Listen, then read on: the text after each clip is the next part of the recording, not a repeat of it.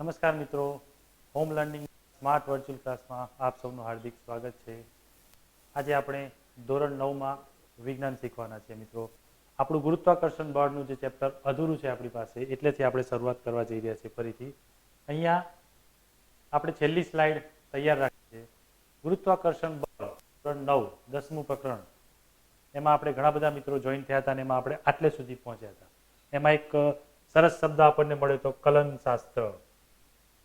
ન્યૂટને રચેલી એક આવી મહાન સિદ્ધિ, ગણિતની શાખા જેને આપણે કલન શાસ્ત્ર કહીએ છીએ, એને થોડુંક વિસ્તારથી સમજીએ પછી આગળ જવાનો પ્રયત્ન કરીએ કે કલન શાસ્ત્ર જેને કેલ્ક્યુલસ કહેવામાં આવે છે, એન્જિનિયરિંગના સ્ટુડન્ટ્સ માટે ખૂબ જ જરૂરી એવો આ એક વિષય છે. આખા વિષય તરીકે એને એન્જિનિયરિંગની શાખામાં લેવામાં આવે છે. તો એ કેલ્ક્યુલસની શોધ જે છે એ ગણિતશાસ્ત્રીએ કરી હતી અને એ આપણા ન્યૂટન હતા. એટલે આપણે ન્યૂટનને એક છે, પણ એ ગણિતના પણ મોટા તજજ્ઞ હતા અને જે ઇંગ્લેન્ડમાં જન્મ્યા હતા. અને આપણે જાણીએ છીએ એ મુજબ સફરજન નીચે પડવાથી ગુરુત્વાકર્ષણ બળની શોધ થઈ હતી. આ ગુરુત્વાકર્ષણ બળ ઉપર આપણે ઘણી બધી વાતો કરી છે. હવે ગુરુત્વાકર્ષણ બળના નિયમ, 3 નિયમ પણ જોયા પછી આપણે આજે એનો સાર્વત્રિક નિયમ ભણવાના છીએ. તો એટલેથી આપણે આગળ જઈશું. હવે ગુરુત્વાકર્ષણ બળનો નિયમ એટલે શું? તો આજની આપણી સૌથી પહેલી સ્લાઇડ છે સાર્વત્રિક નિયમ. ગુરુત્વાકર્ષણ બળનો સાર્વત્રિક નિયમ. આ સાર્વત્રિક શબ્દ, સાર્વત્રિકનો મતલબ એવો થાય છે કે બધી જ જગ્યાએ લાગુ પડતો હોય એવો નિયમ. એટલે એનો મતલબ એવો કે પૃથ્વી પર આપણે ઊભા છીએ અહીંયા, તો ઇન્ડિયામાં હોય તો પણ આપણું વજન એટલું જ થવું જોઈએ અને ઇન્ડિયાની બહાર બીજા કોઈ દેશમાં હોઈએ તો પણ એટલું જ થવું જોઈએ. એવો કોઈ નિયમ જો કોઈ બનાવવામાં આવે તો એને સાર્વત્રિક નિયમ કહેવામાં આવે છે. એ નિયમને આપણે શબ્દથી શબ્દ વાંચવાની કોશિશ કરીએ. વિશ્વનો પ્રત્યેક પદાર્થ બીજા પદાર્થ ઉપર બાહ્ય બળ અથવા આકર્ષણ બળ લગાડે છે. તો એ આકર્ષણ બળ કયું હોઈ શકે? ગુરુત્વાકર્ષણ બળ ભણીએ છીએ એટલે આપણે એવું સમજી શકીએ છીએ કે એ ગુરુત્વાકર્ષણ બળ જ હશે. એટલે કે વિશ્વનો પ્રત્યેક પદાર્થ બીજા પદાર્થો ઉપર આકર્ષણ બળ લગાડે છે.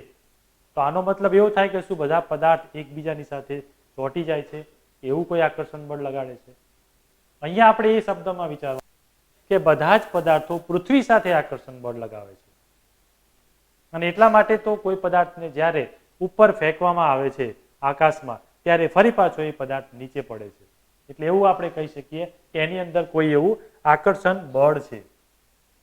અને આ બળને આપણે ગુરુત્વાકર્ષણ બળ કહીએ છીએ. અને એ ગુરુત્વાકર્ષણ બળ જે છે એને આપણે F દ્વારા દર્શાવીએ છીએ. તો એનું આપણી પાસે એક સરસ મજાનું સૂત્ર અહીંયા આપેલું છે કે F બરાબર Gmm ભાગ્યા D નો વર્ગ. હવે આ કેવી રીતે આવ્યું એને આપણે સમજવાની કોશિશ કરવાની છે કે આ જે સૂત્ર છે બળ F નું સૂત્ર, ગુરુત્વાકર્ષણ બળનું, અહીંયા તમે જોઈ શકો છો કે G જે છે એ સાર્વત્રિક ગુરુત્વાકર્ષણનો અચળાંક છે. અને આપણી પાસે બે M આપેલા છે અહીંયા, એક કેપિટલ M છે અને એક સ્મોલ m છે. M એટલે દ્રવ્યમાન કહેવાય છે. તો બે પ્રકારની વસ્તુઓ હોય કે જે અહીંયા વાત કરીએ છીએ કે એક પદાર્થ બીજા પદાર્થને આકર્ષે છે. તો બે પદાર્થો જ્યારે એકબીજાને આકર્ષતા હોય છે ત્યારે આવા બે પદાર્થના બે દ્રવ્યમાન આપવામાં આવતા હોય છે. એ પછી ત્રીજો એક છે આપણી પાસે અક્ષર D, જે આવે છે બે પદાર્થો વચ્ચેનું કેટલું અંતર છે. અંતર ઉપર આકર્ષણ બળ નક્કી થતું હોય છે. અને કેવી રીતે નક્કી થાય એ પણ આપણે જાણીએ છીએ કે દાખલા તરીકે આપણી પાસે કોઈ મેગ્નેટ પડ્યું હોય, આ મેગ્નેટ છે મારી પાસે, અને એ મેગ્નેટ જે છે એ અહીંયાથી કોઈ લોખંડની વસ્તુ, અહીંયા Fe લખું છું, લોખંડની વસ્તુને એ પોતાની તરફ આકર્ષે છે. પણ એ ક્યારે આકર્ષશે? પ્રશ્ન એ છે કે ક્યારે આકર્ષશે? આ લોખંડની વસ્તુ કેટલી નજીક હોય તો એ આકર્ષે છે? તો એનો મતલબ, એનો અર્થ આપણે એવો કરી શકીએ કે એનું મેગ્નેટિક ફિલ્ડ જે છે, આ મેગ્નેટનું મેગ્નેટિક ફિલ્ડ જેટલા એરિયામાં હશે એ એરિયામાં જ્યારે પદાર્થ આવશે ત્યારે એનું આકર્ષણ બળ થશે. તો અહીંયા આપણે D એટલા માટે લેવામાં આવે છે કે D જે છે એ અંતર માપવામાં આવે છે. કોઈ પણ પદાર્થનું અંતર જે છે એ ખૂબ જ કાર્ય કરી જાય છે. હવે અંતર ઉપરથી આપણે કેટલું આકર્ષણ બળ લગાડી શકીએ છીએ એ આપણે નક્કી કરી શકીએ છીએ. આપણે જ્યારે જંગલમાં હોઈએ ત્યારે જો આપણે મોટેથી બૂમ પાડીએ અથવા કોઈ પહાડ ઉપરથી મોટેથી બૂમ પાડીએ તો એ દૂર દૂર સુધી સંભળાતી હોય છે. જ્યારે આ જ વસ્તુ આપણે કોઈ શહેરમાં જઈને બૂમ પાડીએ તો શહેરના ઘોંઘાટ વચ્ચે એ દૂર સુધી સંભળાઈ શકતી નથી હોતી. તો એ અંતર જે છે એ ત્યાં કામ કરે છે કે અંતરથી કેટલું આપણે એનો સ્પ્રેડ કરી શકીશું. હવે અહીંયા આપણે એને બીજો એક પ્રવૃત્તિ દ્વારા સમજવાની કોશિશ કરીએ. દાખલા તરીકે બે પદાર્થ મૂકેલા છે.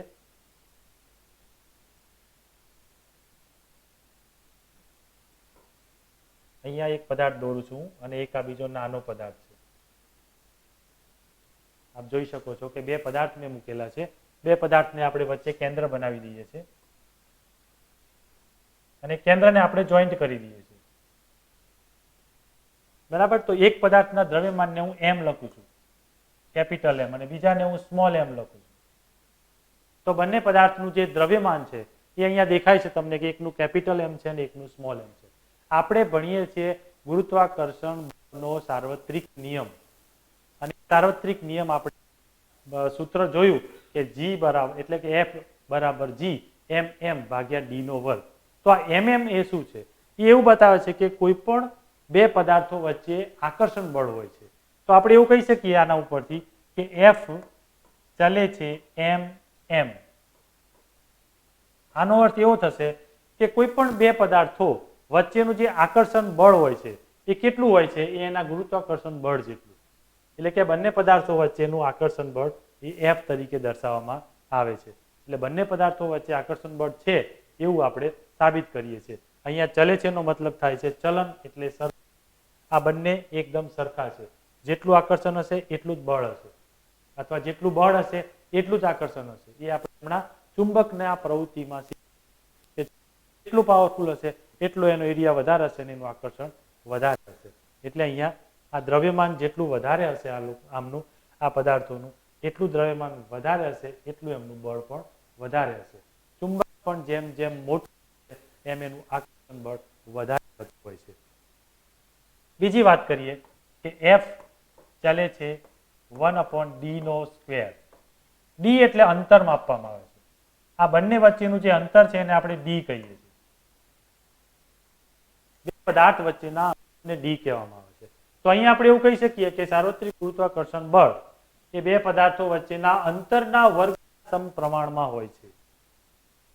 બે પદાર્થોના અંતરના વર્ગના સમપ્રમાણમાં હોય છે, જે તમે અહીંયા જોઈ શકો છો. જ્યારે અહીંયા આપણે એના ગુણાકારના સમપ્રમાણમાં લીધું છે. આવા બે મૂલ્યો આપણે જાણીએ છીએ અને જેને રોજિંદા જીવનમાં આપણે ઉપયોગ કરી રહ્યા છીએ કે કોઈ પદાર્થનું અંતર જે છે ખૂબ જ કામ કરતું હોય છે કે એ પદાર્થ કેટલા અંતરે ઊભો છે અથવા કેટલા અંતરે હોઈ શકે છે. તો આ બંનેને આપણે જોઈન કરવાની કોશિશ કરીએ. બંને F બરાબર છે એટલે આપણે એને આવું લખી શકીએ કે F ચલે છે m સ્મોલ m ભાગ્યા d નો સ્ક્વેર. આ બંનેને સરખાવવાની કોશિશ કરી તો આપણને એક આવું સૂત્ર મળ્યું. અહીંયા આપણે F એટલે કે બળની વાત કરીએ છીએ અને આ બળ જે છે એ ગુરુત્વાકર્ષણ બળ છે એવી આપણે સ્પષ્ટતા કરીએ છીએ. તો ચલન જે છે એ ચલનને જો આપણે દૂર કરવું હોય તો એનો કોઈ અચળાંક મૂકવો પડે છે અને એ અચળાંક છે ગુરુત્વાકર્ષણ બળનો સાર્વત્રિક અચળાંક, જેને કેપિટલ G વડે દર્શાવવામાં આવે છે. એટલે F બરાબર G m ભાગ્યા d સ્ક્વેર. આવું આપણને જે સૂત્ર મળે છે એ સૂત્ર જે આપણે અગાઉ જોયું હતું, જે સૂત્રને આપણે ગુરુત્વાકર્ષણ બળના સાર્વત્રિક અચળાંકનું સૂત્ર કહીએ છીએ. અહીંયા આપણે એવું કહી શકીએ કે બે પદાર્થો આપેલા છે, એમની વચ્ચે અંતર કેટલું છે એ આપેલું છે. અહીંયા કોઈ પણ પદાર્થ ગમે તેટલી સાઈઝનો હોઈ શકે છે. એટલે આપણે અહીંયા એક નાનો અને એક મોટો એવા બે પદાર્થ લીધેલા છે. આપણી ચોપડીમાં પણ આવી એક આકૃતિ સુંદર આપેલી છે. એ સુંદર આકૃતિ મુજબ તમે જોઈ શકો છો. અહીંયા પદાર્થ ગોળ જ હોય એવું પણ જરૂરી નથી. કોઈ પણ પદાર્થ હોઈ શકે છે. કોઈ પણ એટલે કે પૃથ્વીની બહારનો પદાર્થ પણ હોઈ શકે છે, ખગોળીય પદાર્થ પણ હોઈ શકે છે અને કોઈ વિશાળકાય વસ્તુ પણ હોઈ શકે છે. પણ નિયમ મુજબ આ જ નિયમ લાગુ પડશે કે બે પદાર્થો વચ્ચેનું જે અંતર છે એ અંતર એનો વ્યસ્ત છે અને બે પદાર્થોના દ્રવ્યમાનનો ગુણાકાર છે. આ બધું ભેગું કરશું ત્યારે જ બળ મળશે. એટલે આના ઉપરથી આપણે સાર્વત્રિક ગુરુત્વાકર્ષણ બળનો નિયમ કહી શકીએ કે બે પદાર્થો વચ્ચેનું દ્રવ્યમાનનો ગુણાકાર તેના અંતરના વર્ગના વ્યસ્ત પ્રમાણમાં હોય છે. અને અહીંયા જી જે છે એ સાર્વત્રિક ગુરુત્વાકર્ષણ બળનો નિયમ છે. બરાબર, અચળાંક છે એને. હવે આપણે આગળની સ્લાઇડ પર જઈએ. આપણું આ સૂત્ર મેઇન સૂત્ર છે. મેઇન સૂત્રને આપણે જરા જોવાની કોશિશ કરીએ. ફરીથી એને આપણે બોક્સ બનાવીએ. ગુરુત્વાકર્ષણ બળના સાર્વત્રિક અચળાંકનું સૂત્ર. અહીંયા સાર્વત્રિક અચળાંક જી આપેલું છે. પ્રશ્ન એ થાય છે કે અહીંયા ગણિતનો નિયમ કેટલો લાગુ પડે છે. એ ગણિતના નિયમ મુજબ જ્યારે આપણે ચલનને દૂર કરીએ છીએ ત્યારે સાર્વત્રિક ગુરુત્વાકર્ષણ બળ એની સામે એનો જે બળ હોય છે એનો અચળાંક લાગતો હોય છે. એટલે આપણે અહીંયા સાર્વત્રિક ગુરુત્વાકર્ષણનો અચળાંક જી તરીકે લઈએ છીએ. એટલે જી બરાબર એમ ભાગ્યા ડી નો વર્ગ થાય છે. ફરીથી એક વખત નિયમ વાંચી જઈએ. વિશ્વનો પ્રત્યેક પદાર્થ બીજા પદાર્થને પોતાની તરફ આકર્ષે છે અથવા આકર્ષણ બળ લગાડે છે. અહીંયા આ શબ્દ ઉપર વધુ ધ્યાન આપીશું. વિશ્વનો કોઈ પણ પદાર્થ છે, પદાર્થ સૂક્ષ્મ હોય તો પણ, મોટો હોય તો પણ, કે ખગોળીય હોય તો પણ. હમણાં ખગોળમાં એટલે કે અવકાશમાં એક સુંદર ઘટના બની હતી. કોઈ અવકાશીય પદાર્થ પૃથ્વી સાથે ટકરાવવાનો હતો અને ટકરાવવાનો કાર્યક્રમ જે હતો એમાં સેકન્ડોનો ફરક રહ્યો અને એમાં આપણે બચી ગયા એવું કહી શકીએ છીએ. નહીં તો પેપરમાં તમે વાંચ્યું હશે કે પૃથ્વીનો પ્રલય થવાનો છે એવું આપણે ક્યાંક સાંભળ્યું હતું. તો આવી મોટી ખગોળીય ઘટનાઓ બનતી હોય છે એમાં પણ આપણું કેલ્ક્યુલેશન આ સૂત્ર મુજબ આપણે કરી શકીએ છીએ.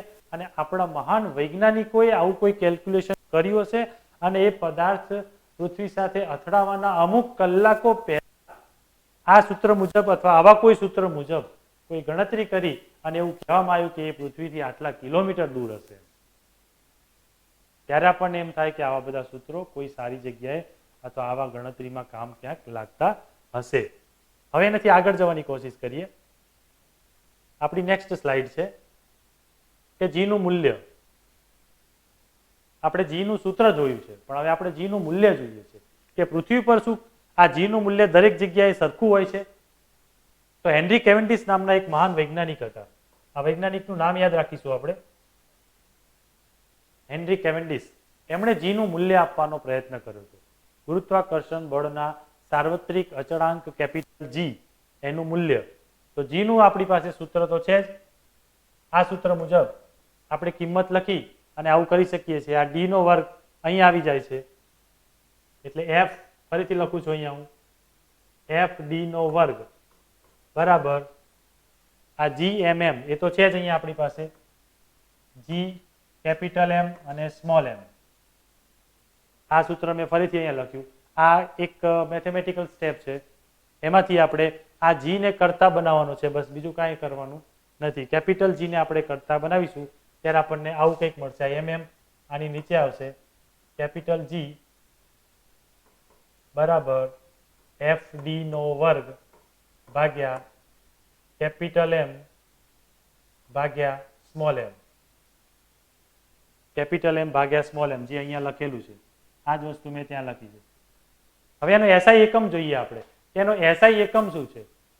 એસઆઈ એકમ પદ્ધતિ આપણે અગાઉ ભણ્યા છીએ 8મા ધોરણમાં. System international.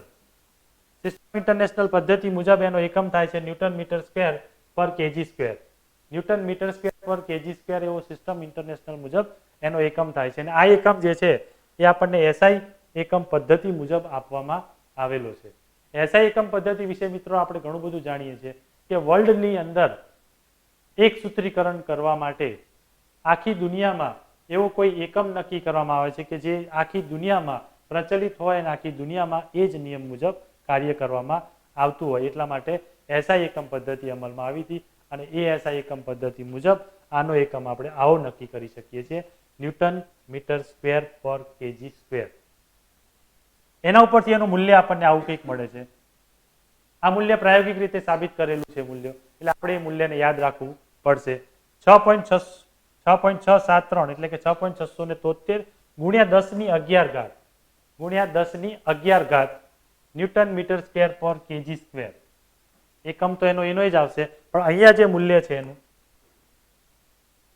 એ મૂલ્ય કોઈ પ્રાયોગિક રીતે આપણને માપી અને આપવામાં આવેલું છે. એટલે એ પ્રાયોગિક રીતે માપીને આપવામાં આવેલું આ મૂલ્ય જે છે એ આપણે દાખલામાં અથવા કોઈ ગણતરી કરતી વખતે આપણે એની ખૂબ જ સુંદર રીતે જરૂર પડવાની છે. અને આ મૂલ્ય જે છે એ આપણને કોને આપ્યું છે? હેનરી કેવેન્ડિશ નામના મહાન વૈજ્ઞાનિકે. આ મહાન વૈજ્ઞાનિકને આપણે ખૂબ જ સુંદર રીતે અગાઉ પણ યાદ કરી ચૂક્યા છીએ અને આજે પણ ફરીથી એમને યાદ કરીએ છીએ. જ્યારે ન્યૂટને કોઈ પણ નિયમો બનાવવાની શરૂઆત કરી હતી ત્યારે કેવેન્ડિશ પણ એમની સાથે જ હતા. ન્યૂટને જે પહેલો, બીજો અને ત્રીજો નિયમ આપ્યો હતો ત્યારે પણ કેવેન્ડિશ એમની સાથે હતા અને એમના સમર્થનથી જ ગેલિલિયો અને કેવેન્ડિશના સમર્થનથી જ ન્યૂટનના 3 નિયમો પણ પુરવાર થયા હતા. અને આ નિયમો પુરવાર થયા પછી કેવેન્ડિશે જીનું મૂલ્ય આપણને આપ્યું હતું અને જીના મૂલ્યમાં અહીંયા આપણે આવું કંઈક કરી શકીએ. જુઓ, જીનું મૂલ્ય તમે આ સૂત્ર મુજબ જોઈ શકો છો કે કેવી રીતે આવ્યું હશે. એક આપણે ઉદાહરણ જોઈએ કે બળ F નું મૂલ્ય, પછી ડી એટલે અંતર છે આપણી પાસે અને એમ અને એમ આપેલું જે છે એ એમ અને એમ આપેલું હોય તો આ બધાના મૂલ્યો જો આપણી પાસે હોય તો જ આપણને જી નું મૂલ્ય મળી શકે છે. તો આના ઉપરથી આપણે એવું કહી શકીએ કે બે પદાર્થો વચ્ચેનું અંતર જો હોય તો જ આપણે બળ શોધવાનો પ્રયત્ન કરવાના છીએ.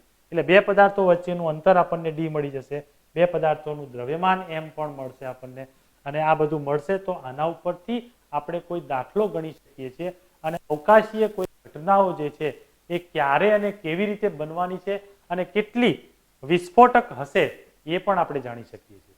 એટલે આવી ઘટનાઓ જે છે એ શું વિસ્ફોટક હોઈ શકે અને વિસ્ફોટ થશે તો કેટલા અંશે એની આપણને એનું તેનાથી નુકસાન થશે એ પણ આપણે આ સૂત્ર મુજબ આપણે જાણી શકતા હોઈએ છીએ. એટલે 6.673 ગુણ્યા 10 ભાગ્યા 10 ની 11 ઘાત છે. આ 10 ની 11 ઘાત જેટલું મૂલ્ય છે. અહીંયા ઘાતનો મતલબ એવો થાય છે કે કોઈ પદાર્થ જ્યારે જરૂર કરતા વધારે મોટો હોય અથવા જરૂર કરતા વધારે નાનું હોય મૂલ્ય તો આવી રીતે ઘાત સ્વરૂપમાં દર્શાવવાનો પ્રયત્ન કરીએ છીએ. એટલા માટે ખગોળીય ઘટનાઓ જે છે બધી એ ખગોળીય ઘટનાઓ બધી આ જ મૂલ્ય ઉપર કામ કરતી હોય છે અને ખગોળની બધી જ વસ્તુઓ આ સિદ્ધાંત પર કામ કરે છે. ત્યાંથી આપણે આગળ જવાની કોશિશ કરીએ. એના પછીની સ્લાઇડ છે આપણી ગુરુત્વાકર્ષણ બળના સાર્વત્રિક નિયમનું મહત્વ. સાર્વત્રિક નિયમ શીખ્યા પછી એનું મહત્વ શીખવું પડે છે કે સાર્વત્રિક નિયમ આપણે શું કામ શીખ્યા છીએ. આપણે ન્યૂટનને યાદ કરીએ છીએ અને એના ગુરુત્વાકર્ષણ બળનો નિયમ યાદ. ન્યૂટન જ્યારે ઇંગ્લેન્ડના વતની હતા અને જ્યારે પ્લેગમાં સપડાયા હતા અને 1 વર્ષની રજા મળી એમને અને એમાં એમણે સફરજનના ઝાડ નીચે બેસી અને આ નિયમ શોધ્યો હતો અને એ નિયમનું મૂલ્ય આપણી પાસે મળે છે. તો એ નિયમના મૂલ્ય ઉપરથી આપણે એનું મહત્વ સમજવાનું કે મહત્વ શું કહેવા માંગે છે. તો મહત્વના આપણી પાસે કેટલાક મૂલ્ય છે અને આ મહત્વ સમજવા માટે કેટલીક ઘટનાઓ સમજવી પડે છે અને કેટલીક ઘટનાઓ આપણને નથી સમજાતી હોતી કે અવકાશની હોય કે અવકાશ વગરની હોય. તો આવી ઘટનાઓ જે છે એ ઘટનાઓને આ નિયમ જે છે એ સફળતાપૂર્વક સમજાવી જાય છે. એટલે સફળતાપૂર્વક સમજાવી જતો આ જે નિયમ છે એમાં પહેલો મુદ્દો આપણી પાસે છે કે સૂર્યની ફરતે ગ્રહોનું પરિક્રમણ.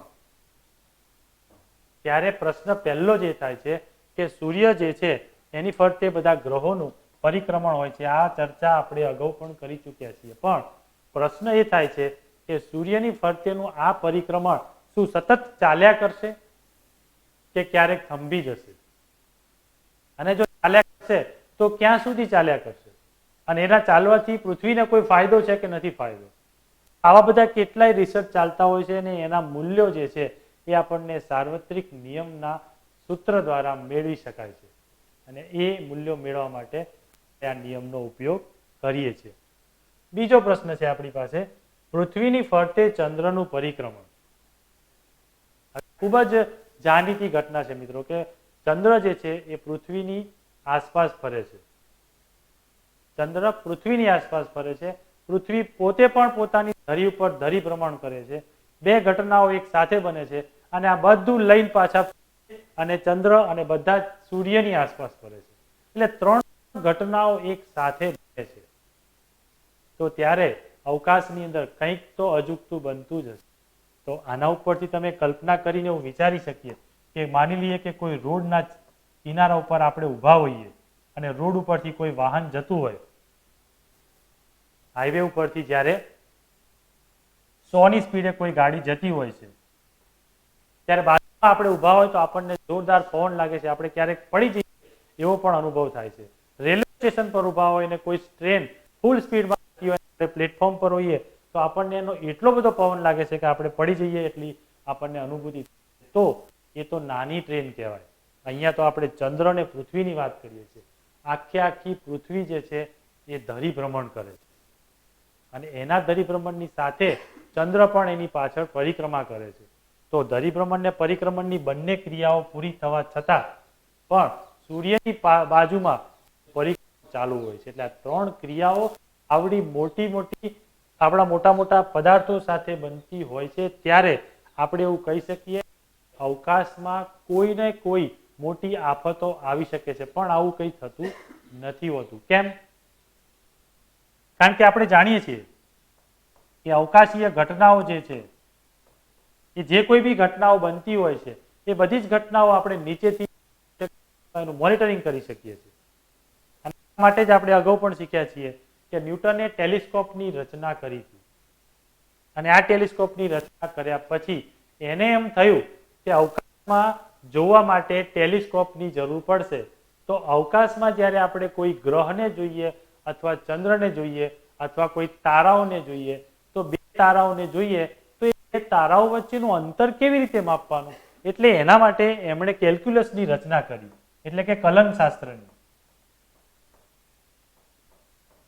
કે જેની અંદરથી આપણે ગણતરી કરી અને એક્ઝેક્ટલી વસ્તુઓ અથવા એનું અંતર પણ શોધી શકીએ કેટલું હશે. અને આવું અવકાશીય ઘટનાઓમાં બનતું હોય છે અને અવકાશીય ઘટનામાં આવું અવારનવાર બને પછી આપણે થઈ જઈએ ખબર પડે કે કોઈ ગ્રહ પૃથ્વી સાથે ટકરાવાનો છે કે નહીં. નાના મોટા ગ્રહો નાની ઉલ્કાપાત તો સતત ચાલુ જ હોય છે જે આપણે એને અવગણીએ છીએ અને પૃથ્વીના વાતાવરણમાં પ્રવેશતાની સાથે જ એ ભૂકો થઈ જાય છે. કારણ કે આપણે જાણીએ છીએ કે પૃથ્વી જે છે એની ફરતે આવું એક કોઈ પડ આવેલું હોય છે ઓઝોનનું. ઓઝોનનું પડ આવેલું હોય છે પૃથ્વીના ફરતે અને એ ઓઝોન જે છે એની અંદરથી કોઈ પણ પદાર્થને જ્યારે પસાર થવાનું હોય અને એ પણ અહીંયા શૂન્યાવકાશ હોય છે અને શૂન્યાવકાશમાંથી જ્યારે કોઈ પદાર્થ અહીંયા ઓક્સિજન વાળા વાતાવરણમાં પ્રવેશે છે ત્યારે સૌથી પહેલા તો પૃથ્વીનું જે કેન્દ્ર છે એ કેન્દ્ર એને ખૂબ જ ઝડપથી નીચે ખેંચે છે. પણ નીચે ખેંચે છે ત્યારે પૃથ્વી પોતે પણ આપણે જાણીએ છીએ એ મુજબ ધરીભ્રમણ કરે છે, પરિક્રમણ પણ કરે છે. તો પૃથ્વીના વાતાવરણના સંપર્કમાં આવવાની સાથે જ એ પદાર્થ પોતે સળગી ઉઠે છે અને ત્યાં ઘર્ષણનો નિયમ લાગુ પડે છે. ત્યાં ઘર્ષણ થાય છે. હવે આ નિયમ સમજવા માટે પણ આપણે એક નાનકડું ઉદાહરણ લઈએ કે જ્યારે કોઈ પણ ગાડી, કોઈ પણ કાર 100 ની સ્પીડે જતી હોય અને અચાનક રસ્તામાં કંઈક આવી જાય તો આપણે એને શોર્ટ બ્રેક મારવી પડે છે. એટલે કે બ્રેક જે છે એ ઘર્ષણ સ્વરૂપે લાગે છે અને આ ઘર્ષણ સ્વરૂપે લાગતી જે બ્રેક છે એ બ્રેકના દ્વારા ગાડીને આપણે રોકી શકીએ. પણ અહીંયા શૂન્યાવકાશ છે, અહીંયા ઓક્સિજનનું વાતાવરણ છે ત્યારે શૂન્યાવકાશમાંથી ઓક્સિજનમાં આવશે અને એ પણ પાછું ઓઝોનના આવરણમાં થઈને, એટલે કે એવા કોઈ જાડા પડમાં થઈને, એટલે એની જો ગતિ વધારે હશે તો જ આવી શકશે અને જો ગતિ વધારે નહીં હોય તો એ પૃથ્વીની અંદર એન્ટર જ નહીં થઈ શકે. આ એક ફુગ્ગા જેવું છે મિત્રો. તમે જાણો છો કે તમારી પાસે જો કોઈ ફુગ્ગો હોય, આપણી પાસે એક ફુગ્ગો લઈએ અને ફુગ્ગામાં આપણે હવા ભરી દઈએ, આની અંદર હવા ભરેલી છે ફુગ્ગામાં, અને ફુગ્ગા ઉપર જો આપણે આંગળીથી ધક્કો મારીએ તો એ ફુગ્ગામાં આપણી આંગળી થોડીક અંદર જતી રહેશે પણ ફુગ્ગો ફૂટશે નહીં. અને આ જ પ્રવૃત્તિમાં આપણા હાથમાં જો કોઈ ટાંકણી હોય અને ટાંકણી સહેજ અડાડશું ફુગ્ગાને તો ફુગ્ગો તરત જ ફૂટી જશે. એ આપણે જાણીએ છીએ. આવું કેમ થયું? તો એવું કહી શકીએ કે એનો જે વિસ્તાર છે, એનું ક્ષેત્રફળ છે, આપણી આંગળીનું ક્ષેત્રફળ વધારે હતું જ્યારે ટાંકણી હતી એનું ક્ષેત્રફળ ખૂબ જ ઓછું હતું અને એ પણ કેવું હતું? એકદમ ધારવાળું હતું. અને આવું ધારવાળું જે ક્ષેત્રફળ હતું એના લીધે એ ફુગ્ગો જે છે એ ફૂટી જાય છે. તો પૃથ્વીની બહાર પણ આવું જ કંઈક બનતું હોય છે. પૃથ્વીમાંથી જ્યારે કોઈ એન્ટર થાય છે અંદર, ત્યારે એને એન્ટર થવું હોય અથવા પૃથ્વીની બહાર કોઈને જવું હોય, જ્યારે અવકાશયાન પૃથ્વીની બહાર જતા હોય છે ત્યારે પણ તમે રોકેટના આગળનો ભાગ જોયો હોય છે કે એકદમ અણીવાળો હોય છે. કે એમાંથી એને પસાર થવાનું છે, એટલા માટે એવો ભાગ એકદમ ટાંકણી જેવો સીધો અને ખીલ્લી જેવો રાખવામાં આવે છે. તો અહીંયા જ્યારે કોઈ અવકાશીય પદાર્થ જેને આપણે ઉલ્કા કહીએ છીએ, તે ઉલ્કા તો એવી કોઈ હોતી નથી આગળ ઘણીવાળી, એ તો એક મોટો પથરો જ હોય છે વિશાળકાય, પણ એ જ્યારે પૃથ્વીના સંપર્કમાં આવે છે ત્યારે ઘર્ષણ થાય છે અને એના કેટલાય અસંખ્ય ટુકડાઓ થઈ જાય છે, અને એ ટુકડાઓ થઈને પછી એ પૃથ્વી પર અડધા ટુકડા પૃથ્વીની બહાર પણ જતા રહે છે, ફંગોળાઈ જાય છે જે શબ્દ વાપરીએ આપણે, અને કેટલાક ટુકડા પૃથ્વીની અંદર પણ પડે છે, અને એ અંદર ટુકડા જે છે એ દરિયામાં પડતા હોય છે, કારણ કે 75% ભાગમાં પૃથ્વી પર પાણી છે, 25% ભાગમાં જ સજીવો રહે છે, અને એ 25% ભાગમાંથી પણ મનુષ્યને રહેવા માટે તો 10% જેટલી જ જમીન ભાગમાં આવે છે, બાકીની 15% જમીન તો જંગલોમાં અને ખેતરોમાં ડિવાઈડ થયેલી છે. તો એ જે છે એ આપણા સુધી ભાગ્યે જ પહોંચતું હોય છે, અને મોટા ભાગે સમુદ્રમાં આવી ઉલ્કા પડતી હોય છે. પણ એ ઉલ્કાનું જે કેલ્ક્યુલેશન જે છે એ કેલ્ક્યુલેશન આપણે આવા સૂત્રો દ્વારા કરી શકતા હોઈએ છીએ. હવે આપણે ત્રીજા પ્રશ્ન ઉપર જઈએ કે આપણને પૃથ્વીની સાથે બાંધી રાખતું બળ, પૃથ્વીની સાથે આપણને બાંધી રાખે છે, એટલે કે આપણે ગમે તેટલા ઉછલકૂદ કરવાની કોશિશ કરીએ તો આપણે જમીન પર જ ચાલવું પડશે, આપણે જમીન ઉપર જ ચાડીએ છીએ, એટલે એનો મતલબ એવો થયો કે આપણને પૃથ્વીની સાથે બાંધી રાખે છે, ચુંબકની જેમ ચોંટાડી રાખે છે. અને આ કોઈ પણ સજીવ સાથે બનતી ઘટના છે, કોઈ પણ નિર્જીવ વસ્તુ હોય તો પણ એને જો તમે ઉપર ફેંકશો તો એ પણ અહીંયા નીચે ખેંચાઈ આવે છે. એટલે આપણે પહેલા જે નિયમ પૂછ્યો કે કોઈ પણ પદાર્થ જે છે એ બીજા પદાર્થ સાથે આકર્ષણ બળ ધરાવે છે, અને પૃથ્વી જે છે એ બધાને પોતાની તરફ ખેંચી રાખતું એક બળ ઉત્પન્ન કરે છે, અને આ જ બળને આપણે ગુરુત્વાકર્ષણ બળ કહીએ છીએ, જે આપણને ન્યૂટને શોધીને આપ્યું હતું. એ બળ વાસ્તવમાં પૃથ્વી પર તો હતું જ, પણ એને શોધવું અને એના ઉપરથી સૂત્ર બનાવવું અને એનો અચળાંકનું મૂલ્ય શોધવું, તો આપણે કોઈ કેલ્ક્યુલેશન કરી શકીએ કે કોઈ અવકાશીય ઘટના બનશે કે નહીં બને, કે પૃથ્વી પર કોઈ મોટી ઘટના બનવાની હોય તો એનું પણ આપણે વિધાન કરી શકતા હોઈએ છીએ. એના પછીનો પ્રશ્ન જોઈએ આપણે. એના પછીનો છેલ્લો પ્રશ્ન છે કે સૂર્ય તથા ચંદ્રને કારણે આવતી ભરતી અને ઓટ. આ બે શબ્દો આપણી પાસે સુંદર મજાના છે, ચંદ્ર તથા સૂર્યને કારણે આવતી ભરતી અને ઓટ. મિત્રો તમે જાણો છો અહીંયા સમુદ્રને અનુલક્ષીને આ વાતો કરવામાં આવેલી છે. સમુદ્રમાં આ બે ઘટનાઓ બનતી હોય છે, ભરતી અને ઓટ. તો ભરતી ક્યારે આવે છે અને ઓટ ક્યારે આવે છે એ આપણે અગાઉના ધોરણોમાં શીખ્યા છીએ કે જ્યારે પૂનમ અને અમાસ આ બે દિવસે આવી કોઈ ઘટના બનતી હોય છે, પૂનમ અને અમાસ આ બધી ખગોળીય ઘટનાઓ છે, અને એની આપણી ધાર્મિકતા સાથે જોડેલી છે કે પૂનમના દિવસે ભરતી થાય છે, કારણ કે પૂનમના દિવસે ચંદ્ર જે છે એ 16 કલાઓમાં ખીલેલો હોય છે, અને ચંદ્રના આકર્ષણ બળથી સૂર્ય જે છે એ દૂર જતો રહે છે અને ચંદ્ર આપણી નજીક આવે છે, એટલે સમુદ્રના જે મોજા જે છે એ ખેંચાઈ આવે છે, અને એ પૃથ્વીની તરફ ખેંચાઈ આવે છે. એટલે આપણે એવું કહીએ છીએ કે અહીંયા હવે આપણને ભરતી જોવા મળશે. જ્યારે અમાસ આવે છે ત્યારે અમાસના દિવસે અંધારું થઈ જાય છે, એટલે કે અંધકાર પર છવાઈ જાય છે. તો જેમ જેમ અંધારું વધતું જાય છે એમ એમાં ઓટ દેખાય છે આપણને. ઓટ એટલે આ શબ્દ ખોટ ઉપરથી જ આવેલો છે કે પાણી જે છે સમુદ્રનું એ દૂર દૂર સુધી પાછળ ખેંચાઈ જાય છે. તો હવે પ્રશ્ન એ થશે કે પાછળ ખેંચાઈ અને એ ક્યાં જાય છે. હવે મિત્રો એક સુંદર ઉદાહરણ લઈએ કે માની લઈએ કે આ સમુદ્ર દોર્યો મેં, આ સમુદ્રમાં ચારે બાજુ પાણી છે, તો જ્યારે કોઈ પણ તળાવ હોય કે નદી હોય એ પાણી સતત હિલોડા મારતું હોય છે. તમે જોજો નદીમાં પણ કિનારા ઉપર પાણી હિલોડા મારતું હોય છે. તો એવી રીતે હિલોડા મારતું પાણી જે હોય, હવે આ જ ક્રિયા જે છે એ સમુદ્ર સાથે બનતી, પણ સમુદ્ર કેટલો મોટો છે એ આપણે જાણીએ છીએ. સમુદ્ર એટલે 75% ભાગ પૃથ્વીનો. પૃથ્વીના આ 75% ભાગ સાથે આટલું બધું પાણી ભરેલું અને આટલી મોટી ઘટનાઓ થતી હોય, અને એ ઘટના કોના લીધે થાય છે? પૂનમ અને અમાસના લીધે. તો જ્યારે પૂનમ આવશે તો એક જગ્યાએ પૃથ્વી પર પૂનમ હશે તો પૃથ્વી પર બીજી જગ્યાએ અમાસ જરૂર હોવાની છે. તો જે જગ્યાએ પૂનમ હશે તો પાણી હિલોડા મારીને પૂનમ બાજુ જશે અને અમાસ આવશે એટલે પાછું પાણી ત્યાંથી ત્યાં જતું રહેશે. ફરીથી પાછું એ દિવસ બદલાશે, જે બાજુ પૂનમ આવશે પાણી ફરી પાછું પૂનમ તરફ જશે. એટલે આવી જે ઘટનાઓ પૂનમ અને અમાસની બને છે એ એવું કહી શકાય કે સમુદ્રનો એક પ્રકારનો મોજાઓનો ભરતી અને ઓટની ક્રિયાઓ છે. અને આ બધી જ ક્રિયાઓ જે છે એ સાર્વત્રિક નિયમ આપણને સમજાવી જાય છે. અને આ સાર્વત્રિક નિયમ પરથી આપણે એવું સમજી શકીએ છીએ કે આ વખતે અમાસમાં અથવા આ વખતે પૂનમના દિવસે કેટલી ભરતી આવશે. મિત્રો તમે જાણો છો કે કેટલાક વર્ષો પહેલા 10-15 વર્ષ થઈ ગયા છે કદાચ, સુરતમાં આવો એક ચોમાસાની સિઝનમાં જ વરસાદ બહુ પડ્યો હતો અને એ વખતે ભરતી પણ થઈ હતી અને પૂનમ પણ હતી. એટલે એટલો બધો વરસાદ પડ્યો હતો કે નદીનું પાણી સમુદ્રએ લીધું નહીં અને આખું જે સુરત સિટી જે છે એ બેટમાં ફેરવાઈ ગયું હતું.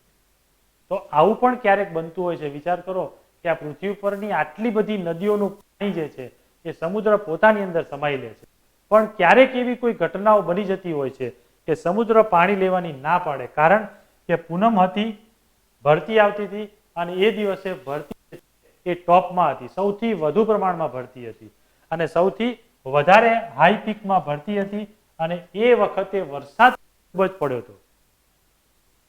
એટલે બે મુદ્દા હતા અને વરસાદ ખૂબ પડ્યો હતો અને ડેમ તૂટી ગયો હતો. એટલે આ ત્રણ વસ્તુ ભેગી થઈ એટલે આટલું બધું પાણી સમુદ્રએ લીધું નહીં એટલે સમુદ્રએ પાણી પાછું ફેંક્યું અને આવી જે ઘટનાઓ બની એમાં સુરત સિટીની હાલત એ વખતે બહુ જ ખરાબ હતી. એ આપણી આ ઘટનાઓના લીધે બન્યું હતું.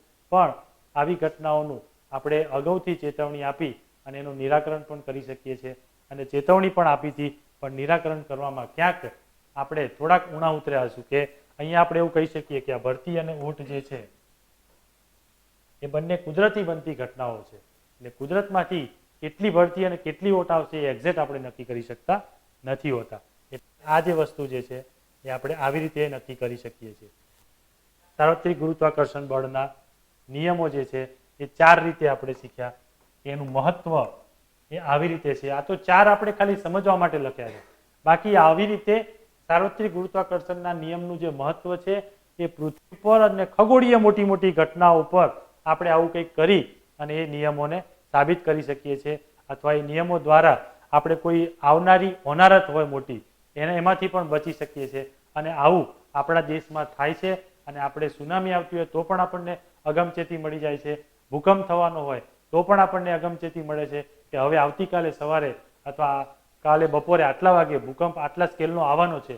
તો આ બધી વસ્તુ આપણે કેવી રીતે નક્કી કરી શકીએ છીએ એ કોઈ આવા સૂત્રો દ્વારા નક્કી કરી શકતા હોઈશું. હવે આપણે એનાથી આગળ જવાની કોશિશ કરીએ. આપણી નવી સ્લાઇડ એના ઉપરથી. એના પછીનો મુદ્દો છે મુક્ત પતન એટલે શું. કોઈ પણ ઘટના બનતી હોય છે ત્યારે મુક્ત પતન થતું હોય છે કે મુક્ત પતન એટલે શું.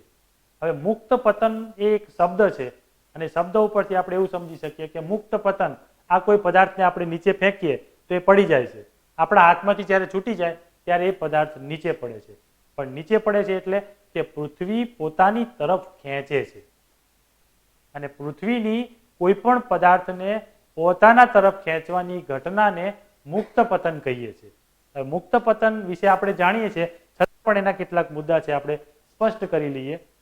પહેલો મુદ્દો છે કોઈ પણ પદાર્થને ઉપર જો ફેંકવામાં આવે તો ફરી પાછો તે પૃથ્વી પર પડે છે. કોઈ પણ પદાર્થને આપણે જો ઉપર ફેંકીએ તો તમારી જેટલી તાકાત હશે એટલો એ ઉપર જશે પણ ફરીથી પાછો એ પૃથ્વી પર જ આવવાનું છે. તો એ જે પૃથ્વી પર આવે છે એને આપણે શું કહીએ છીએ? મુક્ત પતનની ઘટના કહીએ છીએ. એ ઉપરથી પાછો ફરી પાછો નીચે જ પડે છે એટલે એ મુક્ત પતન થાય છે. બીજો મુદ્દો છે પૃથ્વીના ગુરુત્વાકર્ષણ બળને કારણે પદાર્થ મુક્ત પતન કરે છે. શું આવું હોઈ શકે? તો આપણે અત્યાર સુધી એ જ શીખ્યા છીએ કે પૃથ્વી પાસે એવું કયું બળ છે કે બધાને ખેંચી રાખે છે અને બધાને ખેંચી રાખવાનો શબ્દ હતો એ નવો શબ્દ આવ્યો આપણી પાસે કે એને આપણે ખેંચી રાખવાની જગ્યાએ વિજ્ઞાનની ભાષામાં બોલીશું કે મુક્ત પતન થાય છે. અને એ કોના લીધે થાય છે? ગુરુત્વાકર્ષણ બળને લીધે. અને જે એફ દ્વારા આપણે દર્શાવીએ છીએ. એનો સાર્વત્રિક અચળાંક g છે. તો અહીંયા આપણે એવું કહી શકીએ કે પૃથ્વીના ગુરુત્વાકર્ષણ બળને કારણે પદાર્થ મુક્ત પતન કરે છે. એટલે કોઈ પણ પદાર્થ હશે, એ પદાર્થ નાનો હશે કે મોટો હશે, પણ એ મુક્ત પતન કરશે. હવે આપણે એક ઉદાહરણ લઈ લઈએ કે દાખલા તરીકે આ ઉદાહરણ અગાઉ પણ જોયું હતું. કોઈ કાગળનો ટુકડો લઈએ આપણે અને બીજો એક પદાર્થ છે પથ્થર. આ બંનેને પૃથ્વી પર પડવાનું છે. બંનેને ચોથા માળેથી આપણે નીચે મૂકી દઈએ છીએ. કાગળ અને પથ્થર બંનેને ચોથા માળેથી આપણે ઉપરથી નીચે નાખીએ છીએ, ફેંકીએ છીએ. તો પથ્થર જે છે એ પહેલા નીચે આવશે. કેમ? કારણ કે એનું દ્રવ્યમાન વધારે છે.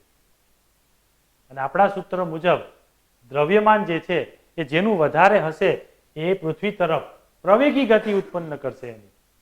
એટલે એનો પ્રવેગ વધારે હશે અને પ્રવેગના લીધે એ પૃથ્વી તરફ વધારે જલ્દી આકર્ષાવશે.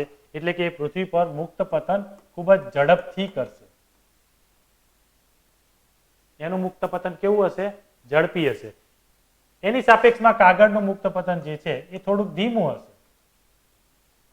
કાગળનું મુક્ત પતન થોડું ધીમું હશે. પણ સવાલ અહીંયા એ છે કે મુક્ત પતન તો થાય જ છે. એટલે આપણે અહીંયા એવું કીધું છે કે પૃથ્વીના ગુરુત્વાકર્ષણ બળને કારણે પદાર્થ મુક્ત પતન કરે છે અને કોઈ પણ પદાર્થ જે છે એ ફરી પાછો પૃથ્વી પર તો આવે જ છે. ચાહે પદાર્થ હલકો હોય કે ચાહે પદાર્થ ભારે હોય.